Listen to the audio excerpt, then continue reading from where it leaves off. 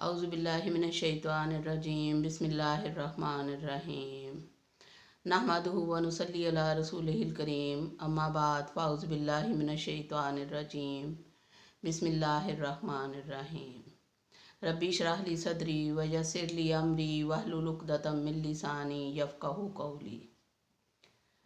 क़ाल अल्लाहु तआला फ़िल क़ुरआन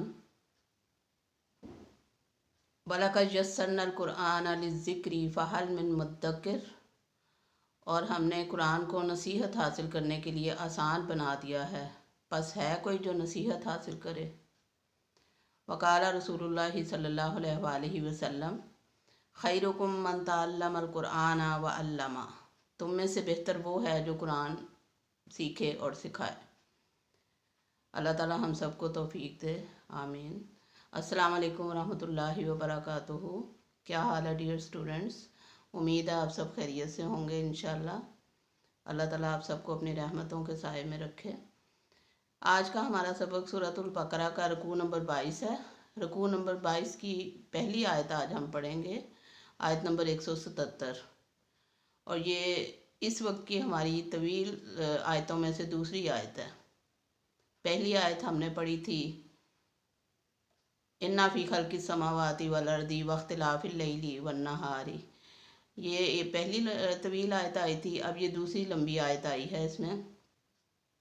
और ये आयत जो है वो तहवील किबला के ज़िमन में ही है, लेकिन ज़रा डिटेल में इसमें बताया अल्लाह ताला ने कि अल्लाह ताला बंदा मोमिन से क्या चाहते हैं और एक मोमिन को कैसा होना चाहिए, हमें किन किन बातों पर ईमान लाना है और अमल करना है। ये बुनियादी आयत है कुरान पाक की, जिसमें तकरीबन सारी तालीमात, इस्लामी तालीमात समो दी गई हैं।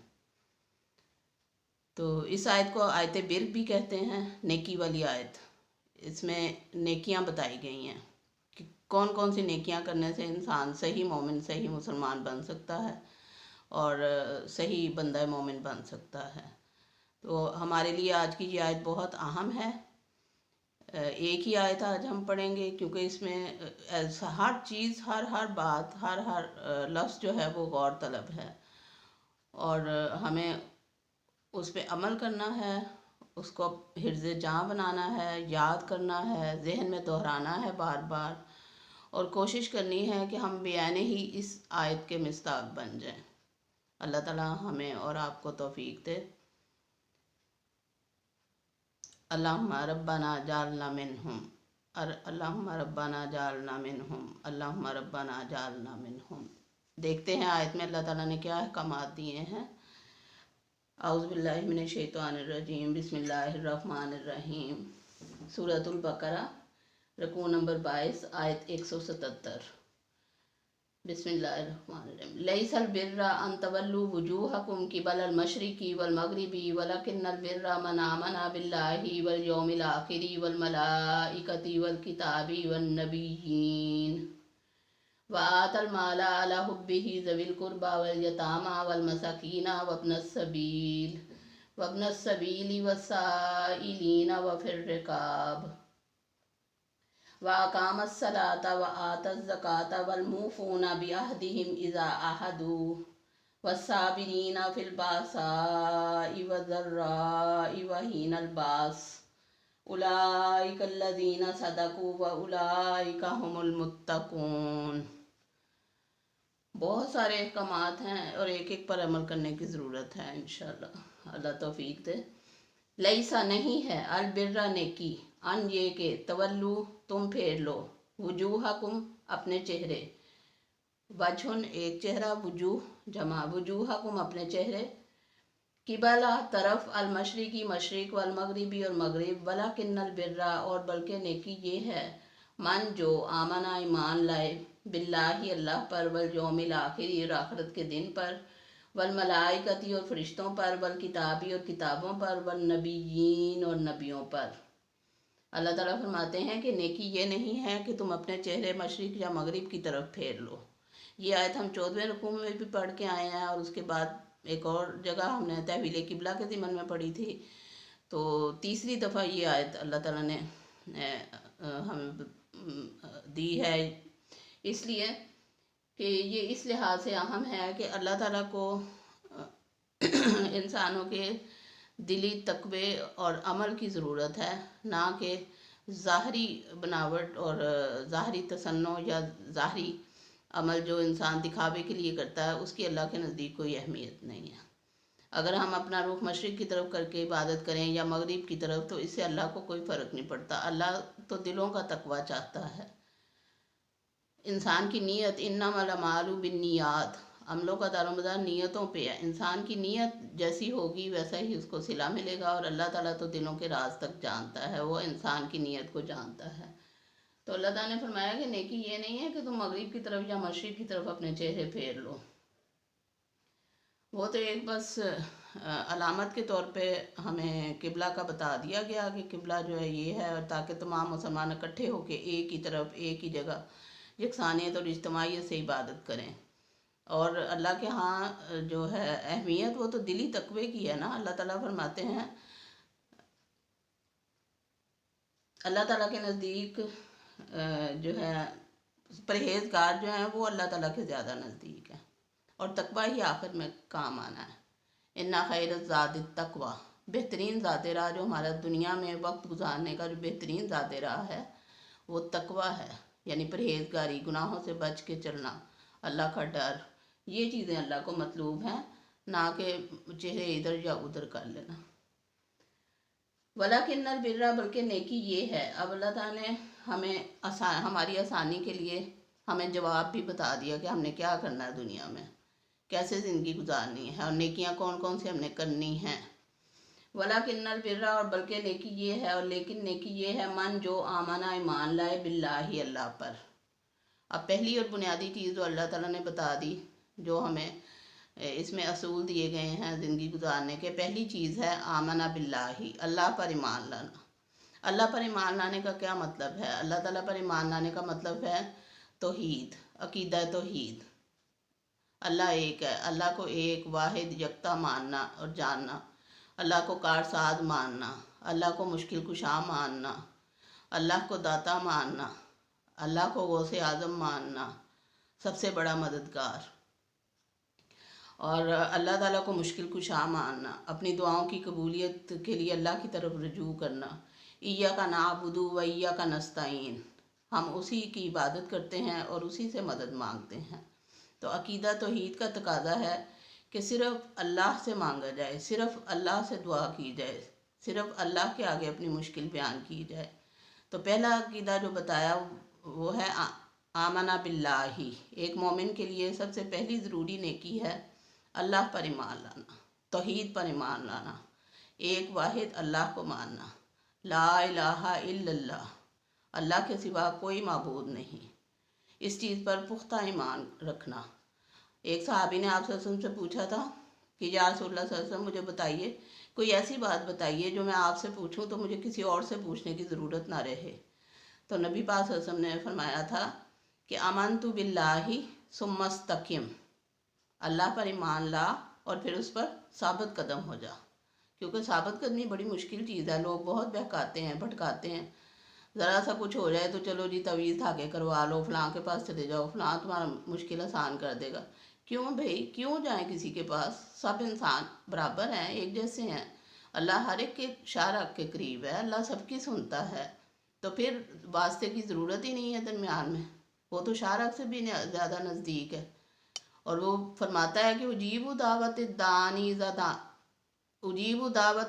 اذا دعانی، وہ جواب دیتا ہے پکارنے والے کا جب وہ پکارتا ہے، تو وہ تو سب کا ہے نا، تو پھر کسی کے پاس جانے کی کیا ضرورت ہے؟ سیدھے کیوں نہ اللہ سے سجدے میں پڑھ کے مانگا جائے، کیونکہ عقیدہ توحید کا تقاضا ہی یہ ہے کہ اللہ حشر میں کہہ دے، یہ بندہ تو عالم سے خفا میرے لیے تھا، کہ یہ بندہ جو ہے صرف مجھے راضی کرنا چاہتا تھا، اور وہاں پہ اللہ ہم سے راضی ہو جب ہم جائیں۔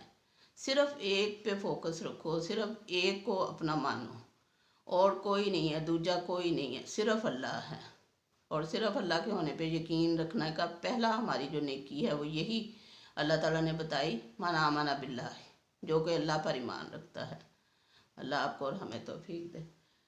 پھر فرمایا والیوم الآخری، اور آخرت کے دن پر۔ اب ساتھ ایمان باللہ کے بعد ایمان بالآخرہ کا ذکر آ گیا کہ آخرت پر ایمان رکھتا ہو، کیونکہ آخرت پر ایمان کے بغیر ہم اپنے عمل درست نہیں کر سکتے۔ جب تک ہمارا آخرت پر ایمان پختہ نہیں ہوگا تب تک ہمارے اعمال درست نہیں ہوگے۔ انسان کی یہ فطرت ہے کہ جب تک اسے جواب دہی کا فکر نہ ہو، مسئولیت کا فکر نہ ہو، تب تک وہ نہیں صحیح کام کرتا۔ تو جب ہمیں فکر ہوتی ہے کہ ہماری پوچھ ہونی ہے، تبھی ہم برے کاموں سے باز رہتے ہیں اور اچھے نیک کام کرتے ہیں۔ تو دوسری نیکی اللہ تعالیٰ نے اس کی اہمیت کے اعتبار سے بتائی کہ ایمان بالآخرہ، آخرت پہ یقین رکھتے ہیں کہ آخرت قائم ہونی ہے، ہم نے بعد الموت ہونا ہے، ہم نے دوبارہ اٹھنا ہے اور اللہ تعالیٰ کو اپنے اعمال کا جواب دینا ہے، اس بات کا پختہ یقین۔ اور اس چیز کی بہت زیادہ ضرورت ہے آج کل، ہر ایک کو پکڑ پکڑ کے بتانے کی ضرورت ہے، بھئی دوبارہ اٹھنا ہے، ہم نے اللہ کو منہ دکھانا ہے، اس کے سامنے حاضر ہونا ہے۔ کیا کر رہے ہو تم لوگ؟ کدھر پھر رہے ہو؟ کیوں نہیں اللہ کی کتاب کے ساتھ جڑ جاتے؟ کیوں نہیں اللہ کے ساتھ جڑ جاتے؟ کیوں نہیں اللہ کے نبی صلی اللہ علیہ وسلم کے ساتھ جڑ جاتے؟ کیوں نہیں اپنا وقت ان کے ساتھ سپینڈ کرتے جو ادھر ادھر کی دنیاوی ایکٹیویٹیز میں گنوا رہے ہو؟ تو اللہ تعالیٰ سب کو ہدایت دے۔ تو عقیدہ آخرت پر ایمان لانا دوسری بڑی نیکی یہاں بتائی گئی اس آیت میں، آیا ہے بیر میں۔ پھر تیسری نیکی بتائی اللہ تعالیٰ نے والملائکتی، کہ فرشتوں پر ایمان رکھتے ہیں۔ اب جو بندہ مومن ہے اور جو نیکی اللہ تعالیٰ نے تیسری بتائی ہے اس آیت میں، وہ ہے فرشتوں پر ایمان لانا۔ فرشتوں پر ایمان لانا کیا ہوتا ہے؟ فرشتوں پر ایمان لانا یہ ہے کہ فرشتے اللہ تعالیٰ کی نورانی مخلوق ہیں، وہ اللہ تعالیٰ کی عبادت میں مصروف ہیں، ان کو اللہ تعالیٰ نے علم نہیں دیا، صرف عبادت سکھائی ہے، وہ عبادت کرتے رہتے ہیں ہر وقت، اور اللہ تعالیٰ کے حکم سے دنیا کے کام چلاتے ہیں۔ جیسے حضرت جبرائیل علیہ السلام وحی لایا کرتے تھے، رابطے کا ذریعہ ہیں فرشتے انسان اور اللہ کے درمیان۔ حضرت جبرائیل علیہ السلام وحی لایا کرتے تھے، حضرت میکائیل علیہ السلام روزی اور بارش وغیرہ پہ متعین ہیں، حضرت اسرائیل علیہ السلام روح قبض کرنے پہ متعین ہیں، حضرت اسرافیل علیہ السلام نے سور پھونکنا ہے قیامت کے روز۔ تو یہ بڑے بڑے فرشتے ہیں جن کے نام، اس کے بعد پھر ہمارے اللہ تعالیٰ نے ہمارے ساتھ 2 کرامن کاتبین رکھے ہوئے ہیں، 2 فرشتے نیک لکھنے والے، بزرگوار فرشتے، کرامن کاتبین، 2 نیک لکھنے والے، معزز لکھنے والے۔ تو یہ 2 فرشتے، ایک دائیں طرف ہوتا ہے ہمارے جو نیکیاں لکھتا ہے، اور ایک بائیں طرف ہوتا ہے جو بدیاں لکھتا ہے۔ ان کو کرامن کاتبین کہتے ہیں، جو 2 معزز لکھنے والے۔ اس کے بعد اللہ تعالیٰ نے قبر میں جو فرشتے بھیجنے، جو بھیجتا ہے اللہ تعالیٰ، منکر اور نکیر، جو سوال کرتے ہیں قبر میں، من ربو کا، من دینوں کا، من نبیو کا، 3 بیسک کوسچنز، کہ رضیت باللہ ربا وبالاسلام دینا وبمحمد صلی اللہ علیہ وآلہ وسلم نبیہ۔ آپ صلی اللہ علیہ وآلہ وسلم نے فرمایا کہ جو یہ دعا صبح و شام پڑھتا رہتا ہے تو اس کے لیے آخرت میں نبی پاک صلی اللہ علیہ وسلم کے ساتھ ہوگا۔ وہ رضیت باللہ ربم وبالاسلام دینم وبمحمد صلی اللہ علیہ وآلہ وسلم نبیہ، میں راضی ہوا اللہ کو اپنا رب مان کر، اسلام کو اپنا دین مان کر، اور نبی صلی اللہ علیہ وسلم کو اپنا نبی مان کر۔ اللہ تعالیٰ ہم سب کو توفیق دے۔ تو فرشتوں پر ایمان یہ ہے۔ اس کے علاوہ ہم فرشتوں کے ناموں کے تعویذ نہیں بنا سکتے، ہم ان سے مدد نہیں مانگ سکتے، یہ ساری خرافات ہیں اور بدعات ہیں۔ ہمیں صرف اور صرف اللہ سے مانگنا ہے، اور اللہ ہی قبول کرنے والا ہے، اس نے کن کہنا ہے اور ہو جانا ہے، صرف اس کے کن کا انتظار کرنا چاہیے اور دعا کرنی چاہیے مسلسل۔ پھر فرمایا والکتابی، اور کتابوں پر ایمان رکھتے ہیں۔ کتابوں پر ایمان لانا کیا ہے؟ سورہ بقرہ کی پہلے ہی رکوع میں اللہ تعالیٰ نے بتا دیا تھا کہ وما انزل الیک وما انزل من قبلک، کہ جو آپ صلی اللہ علیہ وآلہ وسلم پر نازل ہوئی کتاب یعنی قرآن پاک، اور جو آپ صلی اللہ علیہ وسلم سے پہلے کتابیں نازل ہوئیں، تورات، زبور، انجیل، صحف موسیٰ، صحف ابراہیم، تو یہ ساری کتابیں اور صحف جو نازل ہوئے، ان سب پر ہمارا ایمان ہے کہ یہ اللہ تعالیٰ نے نازل فرمائے، فرشتوں کے ذریعے نبیوں پر اتارے، اور ان پر ایمان لانا ضروری ہے۔ لیکن عمل اب صرف قرآن پاک پر ہے، عمل ہم نے صرف قرآن پاک پہ کرنا ہے، لیکن یہ ایمان رکھنا ہے کہ قرآن پاک ان کتابوں کا مصدق اور مہیمن ہے۔ قرآن تصدیق کرتا ہے کہ وہ کتابیں موجود ہیں، اگرچہ ان میں تحریف کر لی گئی ہے لیکن موجود ہیں وہ کتابیں۔ اس کے بعد اللہ تعالیٰ نے جو نیکی بتائی ہے وہ ہے والنبیین، اور نبیوں پر ایمان لاتے ہیں۔ نیک لوگ جو ہیں، جو عباد الرحمن ہیں، جو مومن بندے ہیں، وہ نبیوں پر بھی ایمان لاتے ہیں، نبیوں میں کوئی فرق نہیں کرتے۔ لا نفرق بین احد منہم، ہم ان میں سے کسی پہ بھی کوئی فرق نہیں کرتے۔ آمن رسول سورہ بقرہ کا آخری رکوع اللہ تعالیٰ نے اس میں فرمایا کہ یہ ایمان والوں کی یہ سوچ اور عقیدہ ہوتا ہے کہ ہم نبیوں میں سے کسی میں کوئی فرق نہیں کرتے۔ اگرچہ اللہ تعالیٰ نے کچھ نبیوں کو کچھ پر فضیلت دی ہے، لیکن ہمیں جو حکم ہے وہ یہی ہے کہ ہم فرق نہ کریں نبیوں میں، اور نبیوں کو اللہ کے نبی مانیں کہ وہ اللہ کے برگزیدہ بندے ہیں، جن کو اللہ تعالیٰ نے نبوت سے نوازا ہے اور جن پر وحی آتی تھی، اور اللہ یعلم حیث یجعل رسالتہ، اللہ بہتر جانتا ہے کہ کس کو رسول بنانا ہے، تو اللہ نے ان کو رسول اور نبی بنایا ہے۔ ہمارا یہ عقیدہ ہونا چاہیے اور ہے الحمدللہ۔ اب یہاں تک تو ایمانیات کا ذکر تھا، اب آگے معاملات کا ذکر آ گیا۔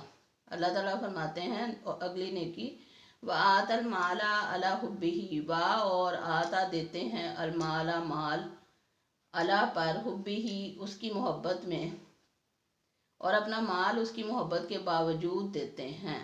اپنا مال علی الرغم اس کی محبت کے دوسروں پہ خرچ کرتے ہیں، یعنی مال کی محبت انسان کے دل میں ڈال دی گئی ہے، انسان قدرتی ہے، فطری بات ہے، جبلت ہے انسان کی کہ وہ مال سے محبت کرتا ہے، اس کے باوجود وہ اللہ کی خاطر فی سبیل اللہ خرچ کرتے ہیں، اللہ کی راہ میں خرچ کرتے ہیں۔ اب کہاں کہاں مال خرچ کرتے ہیں مومن لوگ؟ ذوی القربہ، والے قرابت دار، یعنی رشتہ داروں پر خرچ کرتے ہیں۔ پہلی یہ شک بتا دی کہ رشتہ داروں پر خرچ کرتے ہیں۔ رشتہ داروں کو جب بھی کوئی ضرورت پڑے، مالی ضرورت آن پڑے، یا کوئی غریب رشتہ دار ہے اپنے رشتہ داروں میں، یا جو دعوتیں وغیرہ ہم کرتے ہیں رشتہ داروں کی، یہ ساری چیزیں ضروری ہوتی ہیں، اور اللہ تعالیٰ کا حکم ہے، کیونکہ معاشرت کو اسلامائز کرنے کے لیے ہمیں اللہ تعالیٰ کے حکموں پہ عمل کرنے کی ضرورت ہے۔ تو رشتہ داری کو نبھانے کے لیے یہ ضروری ہوتا ہے کہ رشتہ داروں کے ساتھ تعلقات بہتر رکھے جائیں، ان کی مالی مدد کی جائے، ان کی دعوت وغیرہ کا اہتمام کیا جائے، اور ان کو اپنے ساتھ اٹیچ رکھا جائے۔ یہ اللہ تعالیٰ کا حکم ہے، کیونکہ آپ صلی اللہ علیہ وسلم نے فرمایا لا يدخل الجنت قاطع، قطع تعلقی کرنے والا جنت میں نہیں جائے گا۔ اور یہودیوں کی ایک صفت اللہ تعالیٰ نے پیچھے جو ہم رکوع پڑھ آئے ہیں بتائی تھی کہ وہ ان رشتوں کو کاٹتے ہیں جن کو جوڑنے کا اللہ نے حکم دیا تھا۔ یہ یہودیوں کی خصلت بتائی تھی اللہ تعالیٰ نے، جبکہ مسلمانوں کو اللہ تعالیٰ نے حکم دیا ہے کہ انما المؤمنون اخوۃ، تمام مومن آپس میں بھائی بھائی ہیں۔ تو رشتہ داری کو نبھانے کے لیے جو ہم نے دینا ہے، آت المال، مال دینا ہے، وہ رشتہ داروں میں پہلا حق رشتہ داروں کا ہے۔ والیتامی، اور یتیموں میں، اور یتیموں کو دیں، جو لاوارث ہوتے ہیں بچے، جن کے والدین نہیں ہوتے، یتیم بچے رشتہ داروں میں بھی ہو سکتے ہیں اور ارد گرد محلے میں بھی ہو سکتے ہیں، تو یتیموں پر خرچ کرنے کا حکم ہے۔ دوسرا، یتیموں کے بارے میں بھی تفصیلی احکامات آئے ہیں قرآن پاک میں۔ اللہ تعالیٰ نے فرمایا کہ یتیموں کا اگر مال تم لوگ سنبھال کے رکھو ان کے بڑے ہونے تک، تو یہ بڑی عظمت کے کاموں میں سے ہے۔ اور پھر یہ کہ اگر تم انہیں اپنے ساتھ ملا لیتے ہو، اپنے مال میں، کاروبار میں شامل کر لیتے ہو ان کا مال، اور اس کی تجارت کرتے ہو نیک نیتی سے، تو وہ بھی ظاہر ہے اللہ کے ہاں نیکی ہے، اور وہ تمہارے بھائی ہیں، اللہ تعالیٰ نے فرمایا یتیم۔ پھر تیسری شک بتا دی جہاں ہم نے خرچ کرنا ہے، وہ ہے مساکین، مسکینوں پر۔ مسکین وہ ہوتا ہے جس کے پاس ضروریات زندگی ناکافی ہوں، جو بڑی مشکل سے گزارا کر رہا ہو، تو مسکینوں کو دینے کا حکم اس آیت میں دیا گیا ہے، لیکن ان کو اس طرح دینا چاہیے کہ ایک ہاتھ سے دیں اور دوسرے ہاتھ کو پتہ نہ چلے۔ اللہ کے نبی صلی اللہ علیہ وسلم نے فرمایا تھا کہ روز محشر عرش الہی کے سائے میں 7 قسم کے لوگ ہوں گے۔ ان میں سے ایک وہ ہوگا جس نے اپنا مال اللہ کی راہ میں اس طرح خرچا کہ دائیں ہاتھ سے دیا اور بائیں کو خبر نہ ہوئی۔ تو انفاق فی سبیل اللہ کی اتنی زیادہ اہمیت ہے کہ قیامت کے روز جب سورج سوانے پہ ہوگا، ہر کوئی گرمی اور پسینے کا شکار ہوگا، شدید تپش سورج کی ہوگی جھلسا دینے والی، تب اللہ تعالیٰ عرش الہی کے سائے میں کن لوگوں کو جگہ دیں گے؟ ان میں سے ایک وہ ہوگا جو اللہ کا مال، اللہ کا دیا ہوا مال اللہ کی راہ میں ہی اس طرح خرچ کرتا رہے کہ ایک ہاتھ سے دے اور دوسرے کو خبر نہ ہو۔ اور سورہ بقرہ میں ہی آیات آتی ہیں انفاق فی سبیل اللہ کی، جس میں اللہ تعالیٰ نے فرمایا کہ مال دے کے پھر جتاؤ نہ، دل آزاری نہ کرو، اپنی نیکیاں ضائع نہ کرو دل آزاری کر کے۔ مطلب کسی کو مال دیا ہے، اگر اس کی ہیلپ کر دی ہے تو پھر رشتہ داروں میں بیٹھ کے چرچا نہ کرو کہ میں نے فلاں کو قرض دیا یا فلاں کو مال دیا۔ یہ اللہ تعالیٰ کے ناپسندیدہ کاموں میں سے ہے۔ اس کے بعد چوتھا جو اللہ تعالیٰ نے شک بتائی ہے جہاں ہم نے خرچ کرنا ہے، اللہ کے بندوں نے، مومن لوگوں نے، وابن السبیل، وا اور ابن بیٹا، السبیل راستے کا بیٹا یعنی مسافر۔ تو مسافروں پر خرچ کرنے کا حکم دیا ہے اللہ تعالیٰ نے۔ نبی پاک صلی اللہ علیہ وسلم کی حدیث ہے کہ اگر کوئی شخص گھوڑے پر سوار ہو کے بھی تمہارے دروازے پہ آئے تو اسے خالی ہاتھ نہ لوٹاؤ۔ مطلب اگر کوئی مسافر ہے، اس کے پاس ذات راہ نہیں ہے، تو چوری ہو گیا یا ڈاکہ پڑ گیا، کچھ بھی ہو سکتا ہے، تو وہ اگر مدد مانگ رہا ہے تو اس کی مدد کرو۔ یہ حکم اللہ تعالیٰ نے آیت بر میں دے دیا قرآن پاک سورہ بقرہ کی رکوع نمبر 22 آیت نمبر 177 میں کہ وابن السبیل، مسافروں پر خرچ کرو اپنا مال، وسائلین، سائل کہتے ہیں مانگنے والے کو، جو آپ سے مدد طلب کر رہا ہے، جو آپ سے مدد مانگ رہا ہے، ان کی بھی مدد کرو۔ لیکن وہ جو لپٹ کر مانگنے والے ہیں ان کی مذمت آئی ہے قرآن پاک سورہ بقرہ میں ہی۔ جو لپٹ کر مانگتے ہیں ان کو دینے کا نہیں ہے حکم۔ یہ جو عام پیشہ ور گداگر ہوتے ہیں، فقیر، ان کو دینا نہیں بنتا۔ دینا ہے تو ان کو دو جو سفید پوش ہیں اور جو بڑی ہمت کر کے آپ کے آگے آپ سے سوال کرتے ہیں کہ ہمیں قرض چاہیے یا ہماری ہیلپ کر دیں، ہمیں فلاں ضرورت پڑ گئی، تو ان کی مدد کرو اس طرح کہ دوسروں کو پتہ نہ چلے، ریاکاری نہ ہو اس میں۔ اس طرح سے مانگنے والوں کی مدد کرنے کا حکم ہے، مالی مدد۔ پھر فرمایا وفر رکاب، وا اور فی میں الرکاب، رکاب کہتے ہیں گردنوں کو، گردنیں چھڑانے میں۔ گردنیں چھڑانے کے دو مفہوم ہو سکتے ہیں۔ ایک تو یہ کہ کسی پہ اگر قرض بہت زیادہ ہو گیا ہے اور وہ غریب ہے، قرض چکا نہیں سکتا، آپ سے مدد مانگ رہا ہے تو اس کی مدد کرو قرض چکانے میں۔ دوسرے یہ کہ اگر کوئی قیدی ہے تو اس کو تاوان دے کے آزاد کروانا چاہتے ہیں، تو وہ بھی اس مفہوم میں شامل ہے۔ وَأَقَامَ الصَّلَاةَ، اب عبادات کا ذکر آ گیا۔ پہلے ایمانیات کا تھا، نیکیوں میں ایمانیات بتائے تھے، پھر معاملات بتا دیے، اس کے بعد آ گیا عبادات کا ذکر۔ عبادات میں دو عبادات اس میں اللہ تعالیٰ نے ذکر کی ہیں اس رکوع میں۔ وَأَقَامَ الصَّلَاةَ وَآتَى الزَّكَاةَ، وا اور اقامہ قائم کرتے ہیں، الصلاۃ نماز، وآتا اور دیتے ہیں، الزکاۃ زکوٰۃ۔ صلاۃ جو ہے وہ بدنی عبادت ہے اور زکوٰۃ مالی عبادت ہے۔ تو یہاں دونوں طرح کی عبادات کا ذکر کر دیا گیا کہ وہ نماز قائم کرتے ہیں اور زکوٰۃ ادا کرتے ہیں۔ نماز قائم کرنے کا مطلب یہ ہے کہ پابندی کے ساتھ وقت مقررہ پہ ہر نماز پڑھتے ہیں وہ۔ اللہ تعالیٰ نے قرآن پاک میں فرمایا ان الصلاۃ کانت علی المؤمنین کتابا موقوتا، بے شک نماز مومنوں پر وقت مقررہ پر فرض کی گئی ہے۔ اگر ہم لیٹ کر کے نماز پڑھتے ہیں یا کبھی پڑھ لی کبھی نہیں پڑھی یا قضا کر کے پڑھتے ہیں، اس طرح کی نمازیں مطلوب نہیں ہیں۔ اللہ تعالیٰ کو تو نماز چاہیے کھری وقت پہ اور خشوع و خضوع کے ساتھ، اللہ کی محبت کے ساتھ نماز پڑھی جائے، پوری توجہ کے ساتھ۔ تو اقامت صلاۃ نماز قائم کرنے والے ہوتے ہیں۔ نیکی یہ ہے کہ نماز قائم کریں لوگ، وآتى الزکوٰۃ اور زکوٰۃ ادا کریں۔ زکوٰۃ جو ہے وہ اپنے معاشرے میں معاشی توازن قائم کرنے میں کلیدی حیثیت رکھتی ہے۔ اس لیے زکوٰۃ کا ذکر کیا۔ لیکن دیکھیں اللہ تعالیٰ نے زکوٰۃ سے پہلے انفاق فی سبیل اللہ کا ذکر کیا ہے، آتى المال علی حبہ ذوی القربیٰ، مطلب صرف زکوٰۃ نہیں دینی ہے، اس کے علاوہ بھی خرچ کرنا ہے۔ قرآن پاک میں ایک اور جگہ 3 پارے میں اللہ تعالیٰ فرماتے ہیں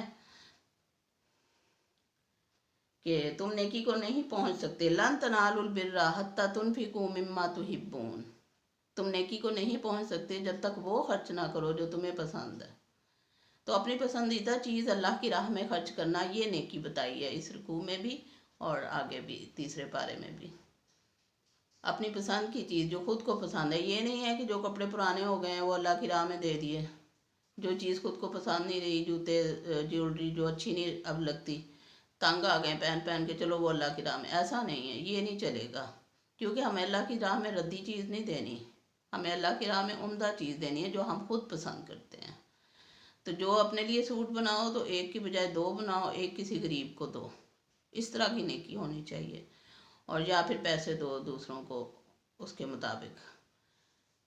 اپنے پہ ڈیپینڈ کرتا ہے، جو بھی انسان جس طرح بھی خرچ کر سکے کرے، لیکن غربا کی مدد کرنی ہے، مساکین کی مدد کرنی ہے، پڑوسیوں کی، رشتہ داروں کی، مسافروں کی اور قرض داروں کی، سب کی مدد کرنے کا حکم ہے۔ اس کے بعد زکوٰۃ ہے۔ زکوٰۃ تو فرض ہے، یہ تو ایسی نیکی ہے جو فرض ہے، نہ نماز ہم چھوڑ سکتے ہیں نہ زکوٰۃ چھوڑ سکتے ہیں۔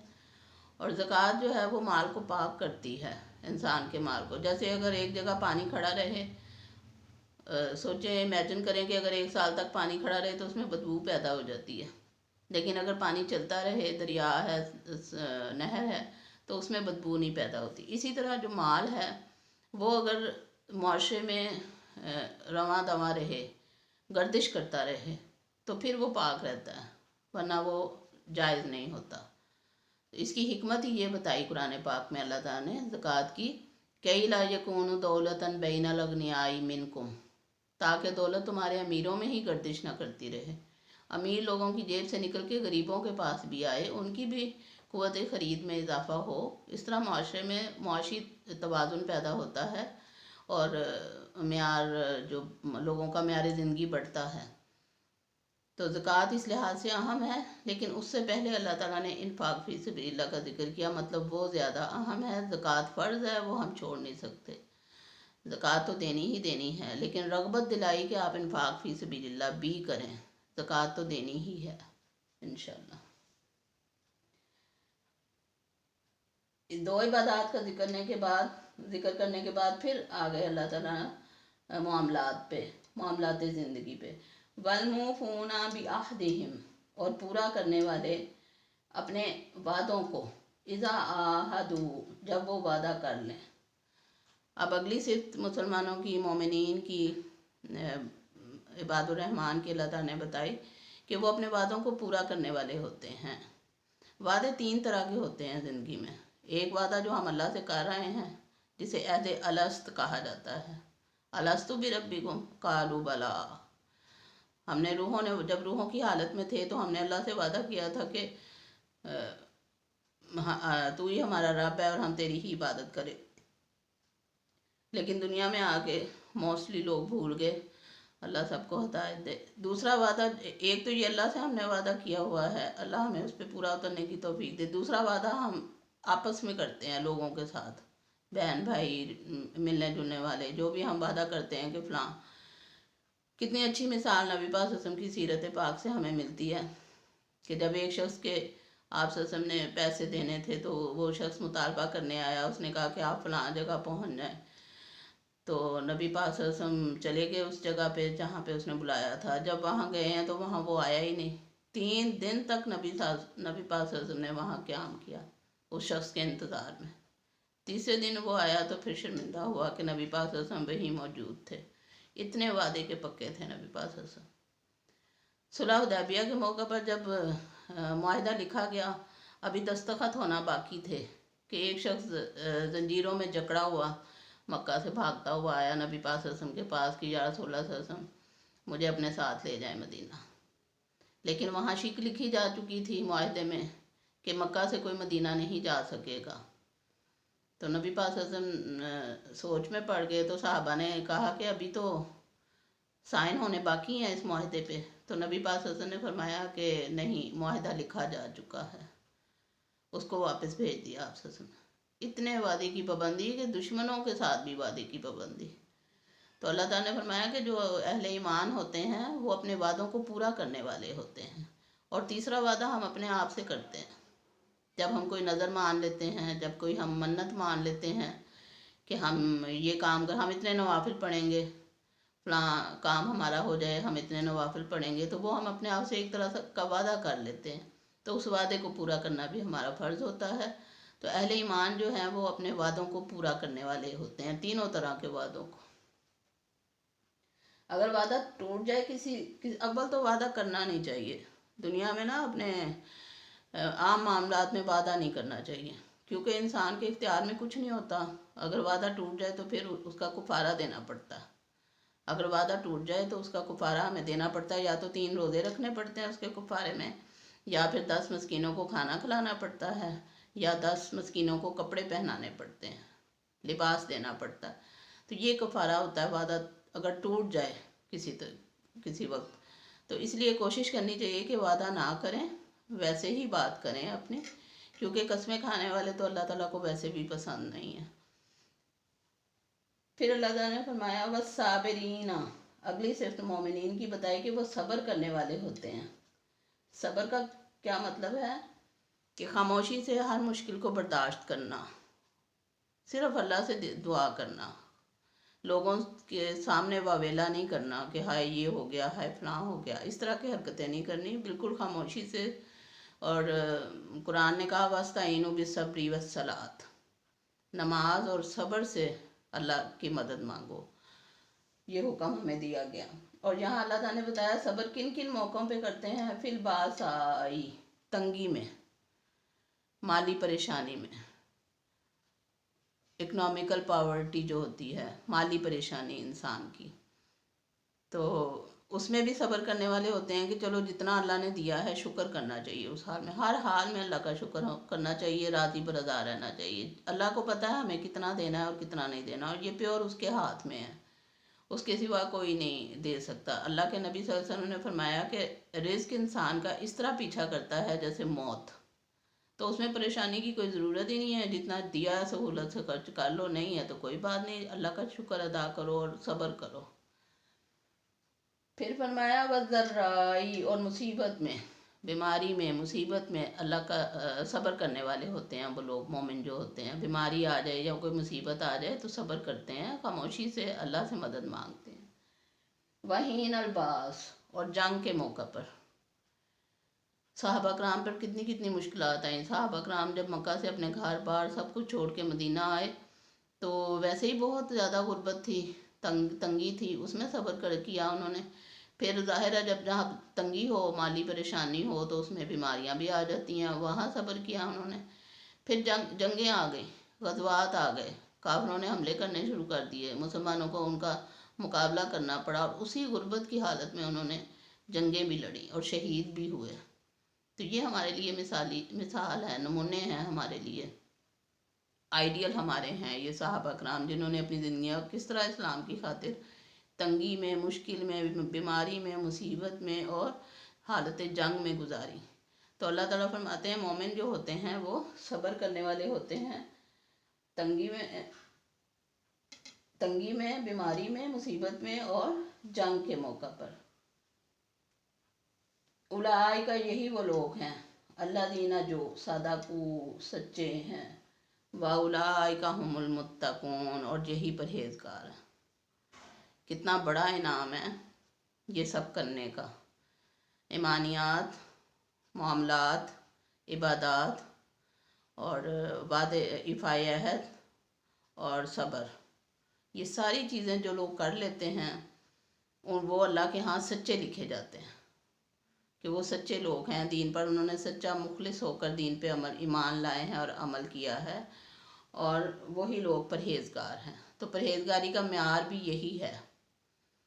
कितनी आसानी अल्लाह ताला ने हमारे लिए कर दी कि एक एक बात हमें बता दी कि परहेजगारी क्या है, परहेजगार कैसे कहलाएगा, अल्लाह के यहाँ परहेजगार कौन होगा। और اللہ کے نزدیک وہی ہے جو پرہیزگار ہے۔ اب اس میں ہمارے لیے عمل کرنے کے لیے اس آیت میں ہمارے لیے جو محرک ہے وہ ہے اللہ پر ایمان، یوم آخرت پر ایمان، فرشتوں پر ایمان لانا ہے، ہم نے اللہ کی کتابوں پر ایمان لانا ہے، نبیوں پر ایمان لانا ہے، اور اپنا مال خرچ کرنا ہے، جمع کر کے نہیں رکھنا، بینک نہیں بھرنے، بلکہ لوگوں کو آسانی دینے کے لیے خرچ کرنا ہے۔ اس کی محبت کے باوجود رشتہ داروں میں، یتیموں میں، مسکینوں میں، مسافروں میں، مانگنے والوں پر گردنیں چھڑانے یا قرض ادا کرنے میں۔ اس کے بعد نماز قائم کرنی ہے، ہم نے زکوٰۃ ادا کرنی ہے، وعدے پورے کرنے ہیں، صبر کرنا ہے تنگی میں، مصیبت میں، جنگ کے وقت، اور پھر اللہ تعالیٰ ہمیں سچے لوگوں میں لکھ لے گا اور پرہیزگاروں میں لکھ لے گا۔ اور اللہ تعالیٰ کا قرآن میں وعدہ ہے کہ اللہ کے نزدیک جو ہے وہ پرہیزگار لوگ ہی، اللہ تعالیٰ پرہیزگاروں کو ہی پسند فرماتا ہے۔ اللہم ربنا جعلنا منہم، اللہم ربنا جعلنا منہم، اللہم ربنا جعلنا منہم۔ ہمیں دعا کرنی چاہیے کہ یا اللہ ہمیں ان لوگوں میں سے بنا دے۔ سبحانک اللہم و بحمدک، اشہد ان لا الہ الا انت، واستغفرک واتوب الیک۔ اللہ حافظ۔